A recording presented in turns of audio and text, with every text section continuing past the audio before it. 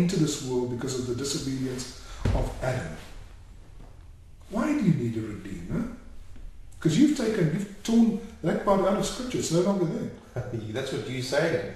You're putting words into my mouth, and you're attributing doctrines to me that I actually don't hold. Okay, but you allegorize it at the very least. No, I don't accept allegorizing of Genesis.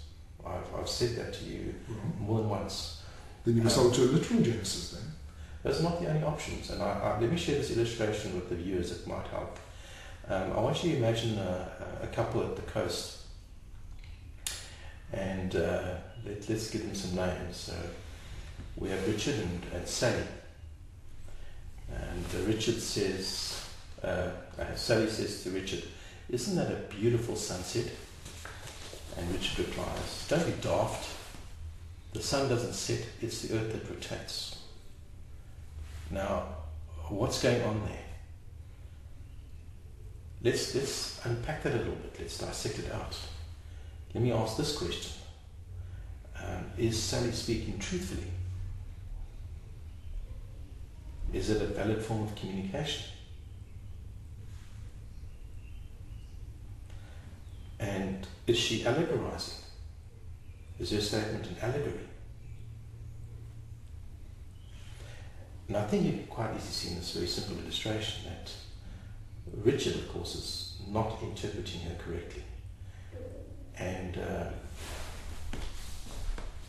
let's say that Sally wisely drops Richard and later goes out with Henry. And again, she says this time to Henry, "Isn't that a beautiful sunset?" Henry replies, "Anything you say, my dear. I'm sure the scientists have got it all wrong when they say that it's the earth that rotates." Now, Richard and Henry disagree with each other. But in a very important sense, they actually agree. Can you see where they agree? They both think that Sally is talking science. And neither of them have actually heard what she has to say.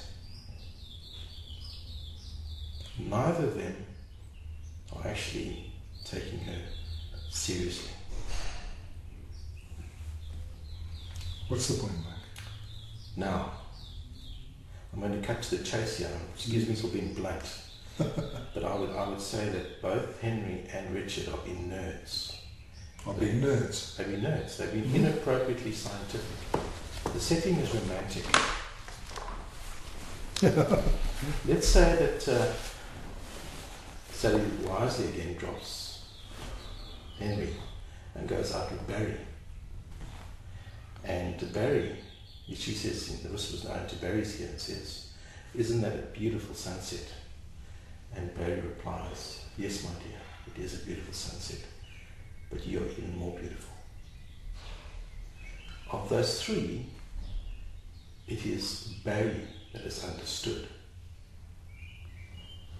that this is a romantic setting, not a scientific setting, a romantic one. And only Barry has properly interpreted Sally. Is her statement true? Yes. Is it an allegory? No. Is it science? No. Our options are not science or allegory. When we interpret people, we have to interpret according to what they intend and in terms of the context, the historical context. The issues of science that we are preoccupied with today are so far removed from where they were at.